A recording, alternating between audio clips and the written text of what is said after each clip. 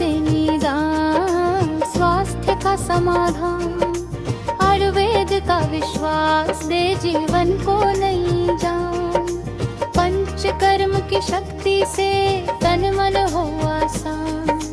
नेत्र रोग से राहत पाए, मिले सच्चा आराम।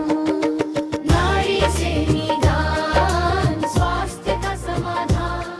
हल्द्वानी में मुखानी चौराहे पर शिव मंदिर के पास श्री विश्व प्रांगण आयुर्वेद व पंचकर्म चिकित्सालय में हम इस समय मौजूद हैं और हमारी मुलाकात हो रही है नाड़ी वैद्य श्री राहुल गुप्ता जी से। राहुल गुप्ता जी पेशे से एक नाड़ी वैद्य हैं जिन्होंने BA MS किया है, MD किया है शासकीय आयुर्वेद महाविद्यालय नांदेड़ महाराष्ट्र से और गृह मंत्रालय से सम्मानित हैं। उत्तराखंड के स्वास्थ्य मंत्री ने भी इन्हें सम्मानित किया है और बहुत से सामाजिक कार्य के लिए इन्हें बहुत से NGOs ने भी सम्मानित किया है। बहुत से अखबारों ने इनके बारे में लिखा है और कई अंतर्राष्ट्रीय चिकित्सीय सेमिनारों में इन्होंने अपने शोध पत्र प्रकाशित किए हैं। चिकित्सीय कार्य इनके कई शोध पत्र में प्रकाशित भी हो चुके हैं। गुरु शिष्य परंपरा के माध्यम से युवा आयुर्वेद चिकित्सकों और छात्रों को ये मार्गदर्शन भी देते रहते हैं। राहुल जी, कार्यक्रम में आपका बहुत बहुत स्वागत है। राहुल जी, सबसे पहले तो हमारे आम श्रोताओं की जानकारी के लिए बताइए कि एक नाड़ी वैद्य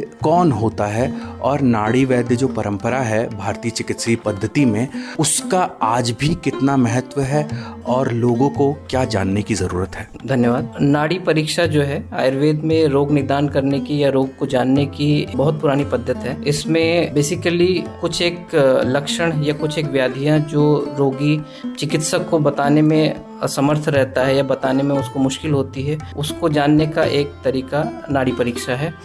नाड़ी परीक्षा बेसिकली गुरु शिष्य परंपरा के अंतर्गत आती है और इसी वजह से अभी आपको कुछ गिने चुने ही या कुछ बिरला ही थोड़े बहुत नाड़ी वैद्य देखने को मिलते हैं। उसके पीछे का कारण ये है कि नाड़ी वैद्य बनने के लिए आपको सर्वप्रथम या सबसे पहले एक उचित नाड़ी वैद्य गुरु ढूंढना पड़ेगा और उसके सानिध्य में रह के, उसके साथ साथ रह के नाड़ी परीक्षा सीखनी पड़ेगी। उसके बाद जब आप वो नाड़ी परीक्षा सीखते हैं तो उसको प्रैक्टिस करने के लिए आपको गुरु की अनुमति चाहिए रहती है। इसके लिए मैं एक उदाहरण देना चाहूँगा। जैसे आपने महाभारत का उदाहरण सुना होगा कि कर्ण के पास ब्रह्मास्त्र होते हुए भी वो उसे प्रयोग नहीं कर पाया था क्योंकि उसके गुरु का आदेश नहीं था। उसी तरह से नाड़ी परीक्षण करने के लिए आपको गुरु से आज्ञा या दीक्षा जरूर लेनी पड़ती है। मैं एक परंपरागत नाड़ी वैद्य हूँ जो नाथ नाड़ी संप्रदाय से आता है। हमारा जो आध्यात्मिक आश्रम है वो कोल्हापुर महाराष्ट्र में है, श्री विश्व पंडरी।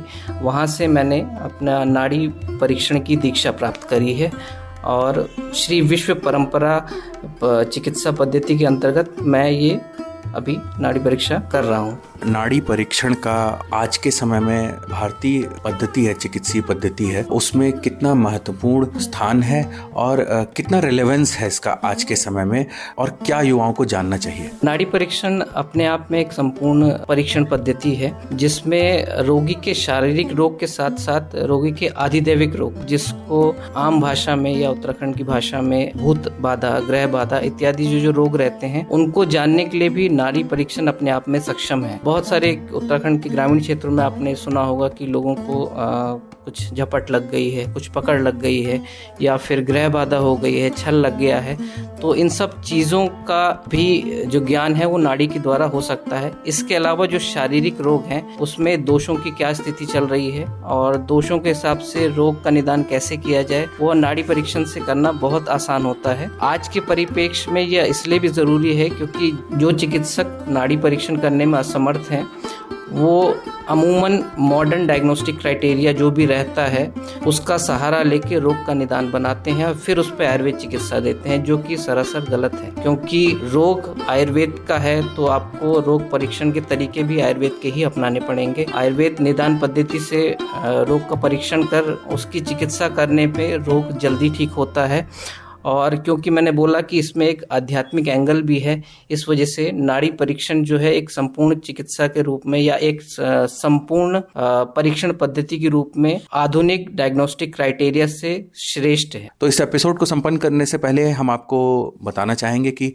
नाड़ी वैद्य श्री राहुल गुप्ता से आप अगर कोई चिकित्सीय सेवाएं लेना चाहते हैं तो आप व्हाट्सएप नंबर 7895372936 पर इनसे संपर्क कर सकते हैं। तो इस एपिसोड को यहीं संपन्न करते हैं, मिलते हैं आपसे अगले एपिसोड में।